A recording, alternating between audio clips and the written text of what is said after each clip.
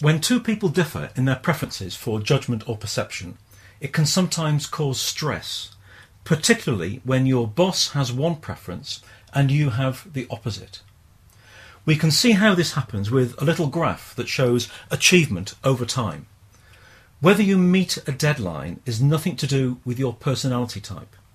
The difference between J and P is how you meet the deadline. People who prefer J tend to take the high road. They like to make progress early and finish the task in plenty of time. This isn't a hard and fast rule, but they feel less stressed when they know there is plenty of time left and they've got confidence they will meet the deadline they have. People who prefer P tend to take the low road.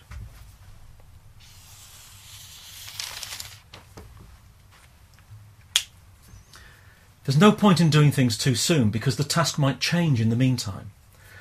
They're less stressed by leaving things until nearer the deadline.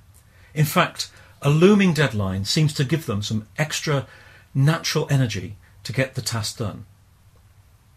Now, to illustrate how problems can arise, let's suppose that the boss is J and the employee is P. On Monday, a client asks the boss for a report to be produced by Friday.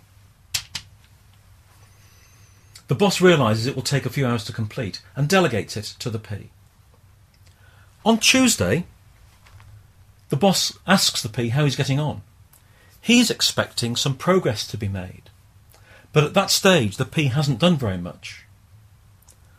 On Wednesday, the boss asks the P again. Now the boss is starting to get stressed. If he was producing this report, it would be almost finished by now. He's starting to worry that he won't have the report in time to give to the client because the P has made very little progress, so it seems. The problem can also work the other way around. Suppose the boss is P and the employee is J. When the client asks the P for the report, the first thing that he might do is nothing. The client might change his mind, so there's no point in wasting the employee's time. And then on Thursday, he gives it to the J. This makes the J stressed. The J has already planned out his time for the week. If he's going to squeeze this report in, he has to replan all his time. He's also annoyed because the P has known about this for 3 days and didn't tell him. Another scenario is that the P does tell him on the Monday and delegates the task then. And the J plans to do it, perhaps by the Wednesday when most of it's completed. But then the P boss comes along later in the week and starts to ask for little changes. He suggests things that could be included in the report, things that would be good for the client. But this upsets the J plans and seems to be moving the goalposts all the time. So how can we overcome this problem of each style causing the other stress? You have to find a solution that satisfies both sets of needs. For example, if you're the J boss, you could delegate the task but give a meaningful deadline that is early. You could say, can you produce a draft report for me to read by Wednesday evening? And then we'll meet on Thursday morning to review it.